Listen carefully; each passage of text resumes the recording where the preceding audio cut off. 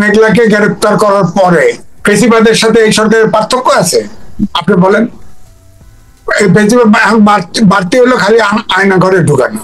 এই সরকার তো এখন আয়না ঘরে ঢুকাইতে দ্বিধা করবে না। তো এক ধরনের আয়না ঘরে তো জেলখানায় ঢুকাইছে। তো ওই মেঘলাকে যদি আয়না ঘরে এক জায়গায় বন্দি করে রাখতো তাহলে আয়না ঘর হয়ে যেত।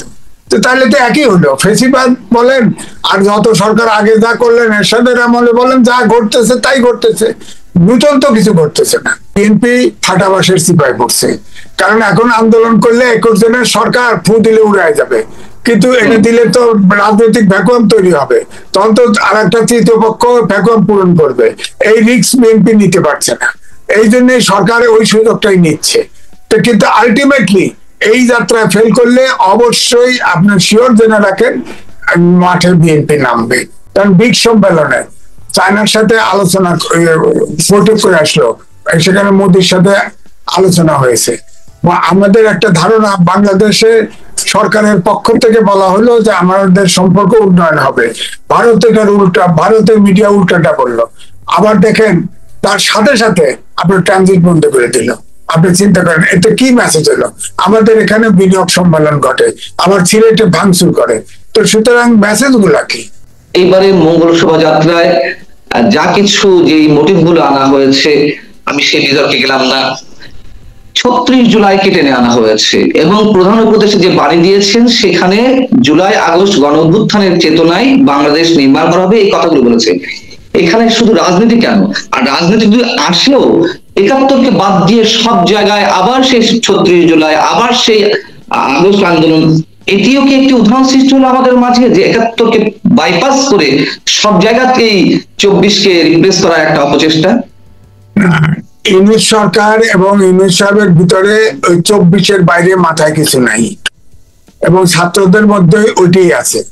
71-এ বাংলাদেশে বসে খালি 24-এর কথা ভাববে, এটা তো হইতে পারে না। 24-এ গণঅভ্যুত্থান হয়েছে, ঠিক আছে, অবশ্যই আমরা তাকে, কিন্তু 71-কে বাদ দিয়ে নয়। সুতরাং এই জন্য গণপরিষদ হবে না। এই সংবিধান সংস্কার করুক, যত খুশি সংস্কার করুক, এই সংবিধান বাদ দেওয়া চলবে না। এখনো 7.5 কোটি লোকের ভিতরে 3 কোটি লোক বেঁচে আছে। এত সহজ না, এত সহজ না। আস্তে আস্তে কেমোথেরাপি খেয়ে ছাত্ররাও কিন্তু ছোট হয়ে যাচ্ছে। সামনের নির্বাচন শিডিউল দিতে বলেন, ঢাকা শহর থেকে একটা বেরোতে পারবে না। আমি নির্বাচন আওয়ামী লীগ করছে না, শেখ হাসিনা বড় বড় নেতাদের দিয়ে করছে, একটারও জামানত থাকে নাই। এদেরও জামানত থাকবে না, কারো থাকবে না, এবং তাদের জীবনের নিরাপত্তার ঝুঁকি আছে। এখন প্রত্যেকটা মিনিস্ট্রি ছাত্র বসায় দিছে। কি করতেছে আপনি খবর তো আপনার সাংবাদিক আপনার কাছে আছে, ট্রান্সফার, পোস্টিং, চাকরি দেওয়া, সবকিছুতে কমিশন চলছে, ভয়ঙ্কর কমিশন। পোলাপান পড়াশোনা নাই, সব নাই, সবগুলো এখন সরকার চালানো ব্যস্ত।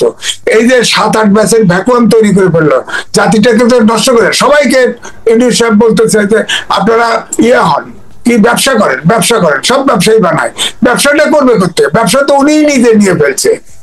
গ্রামীণ ব্যাংকের 666 কোটি টাকা সুদ এনেছে, গ্রামীণ ব্যাংকের 4000 কোটি টাকা মাফ করে নিছে, ম্যান পাওয়ার ব্যবসা নিয়ে নিছে।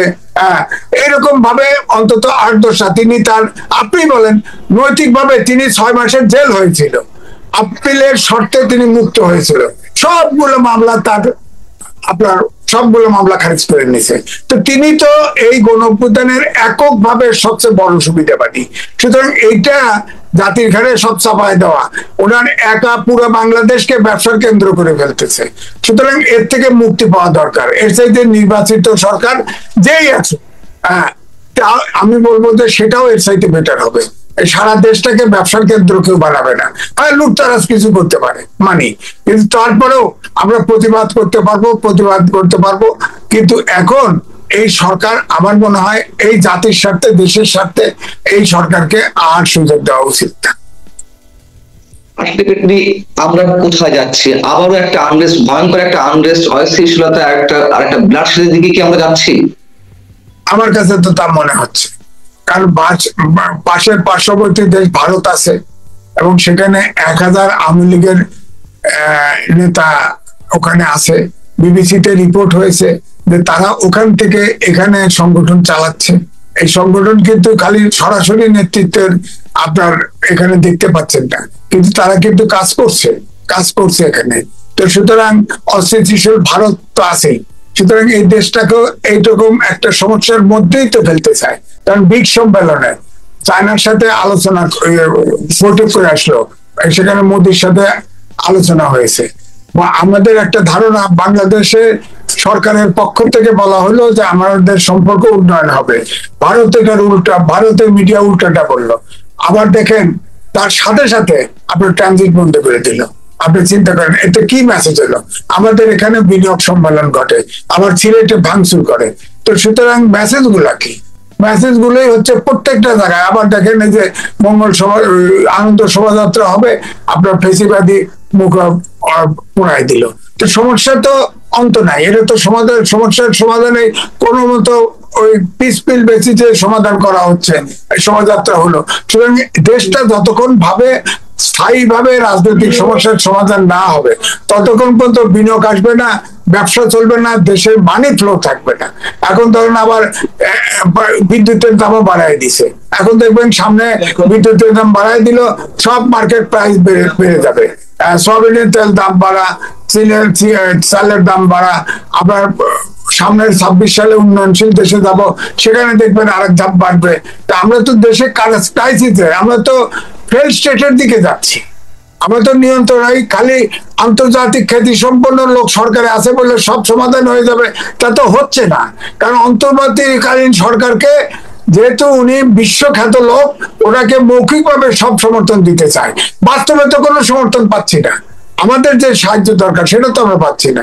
বললাম না যে আশ্বস্ত হচ্ছি, ওই যে বিনিয়োগ সম্মেলনে আশ্বস্ত হইলাম 301 কোটি ডলার পাবো, এটা টাকা পাবো।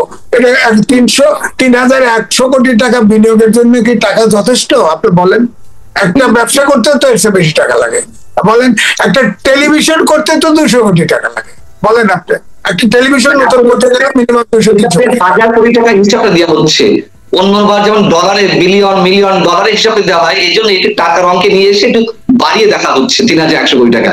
না ঠিক আছে, হ্যাঁ তা ঠিক, কিন্তু আমি আগে বললাম না 8 মাসে 2.1 বিলিয়ন ডলার আমরা প্রতিশ্রুতি ইংলিশ সরকার পেয়েছে যে আমরা এই টাকা সাহায্য পাবো। 1টি টাকাও তো দেশে আসতেছে না, IMF ফিরে যাচ্ছে। আমরা দেশটা, এগুলো তো আপনার হিসেব করে বুঝতে হবে, দেশে রাজনৈতিক সিরিজও আসতেছে না। এই জন্য আমি বলছি যে নির্বাচন দিয়ে এই সরকার মানে এই জাতিকে মাফ করে দেওয়া উচিত। নতুন বছরের শুরুর দিনটি আপনি কিভাবে মূল্যায়ন করবেন এবং কিভাবে বরণ করে নেওয়া হলো, এবং এবারে নববর্ষকে ঘিরে যত ধরনের বিতর্ক সৃষ্টি হয়েছে তার মধ্য দিয়ে আপনার মূল্যায়ন? এবারের আনন্দ শোভাযাত্রা, আগে ছিল মঙ্গল শোভাযাত্রা। এই পরিবর্তনে কি লাভ হলো জানি না। মঙ্গল শোভাযাত্রা কিন্তু ইউনেস্কোর স্বীকৃতি প্রাপ্ত, সেটার কি হবে? নতুন করে কি দেন দরবার করে দরখাস্ত করে আবার এটা আনতে হবে? যে জিনিসটা আপনার আন্তর্জাতিক ভাবে জাতিসংঘের প্রতিষ্ঠান দ্বারা স্বীকৃত ছিল, সেটাকে কেন পরিবর্তন করা হলো? আনন্দ শোভাযাত্রা অর্জন কি হয়েছে আমরা জানি না, কিছুই হয়নি নিঃসন্দেহে, কিন্তু এই মানসিকতা কেন এবং জাতিসংঘের এই স্বীকৃতি যে আমাদেরকে দেয়া হলো, জাতিসংঘের ওই স্বীকৃতির সঙ্গে এটি স্পষ্টভাবে বলা আছে যে এই ধরনের স্বীকৃতি যারা পাবে সেক্ষেত্রে সেই দেশের সংস্কৃতি বা ঐতিহ্য রক্ষার দায়িত্ব সংশ্লিষ্ট রাষ্ট্রের। জি, এক্ষেত্রে আন্তর্জাতিকভাবে আমরা কোনো সমস্যার মধ্যে পড়তে পারি কিনা? যেই স্বীকৃতি আমরা পেয়েছিলাম বিশ্ব ঐতিহ্যের, এই স্বীকৃতি এক বাতিল হতে পারে, 2 হচ্ছে মঙ্গল শোভাযাত্রা এবং আনন্দ শোভাযাত্রা এটা করে কি হলো? এখানে আমার মনে হয় সরকারের মানসিকতায় কাজ করছে যে বেশিরভাগই সরকার যা করে গেছে তা বদলায় বলো, তো এই জন্য সব বদলায় ফেলতে হবে। এই জন্য বের করছে যে আগে যেহেতু একবার আনন্দ শোভাযাত্রা আছে, ইউনেস্কো তাদের যে স্বীকৃতি আছে এটা মাথায় কাজ করছে কিনা এটা নিয়ে আমার সন্দেহ হয়। সুতরাং আমাদের তো ইউনেস্কোর এই স্বীকৃতির থেকে আমাদের নাম কেটে দেওয়ার সম্ভাবনা আছে। এখন প্রফেসর ডক্টর মোহাম্মদ ইউনূস এটা ঠিক করবে কিনা করবে জানি না, তবে আমাদের প্রাইডটা তো নষ্ট হলো। আপনি বলছেন যে ফ্যাসিবাদী আওয়ামী লীগ সরকার যা করেছে এখন তার সব উল্টো করতে হবে, আমার একটা মানসিকতা এখানে কাজ করছে।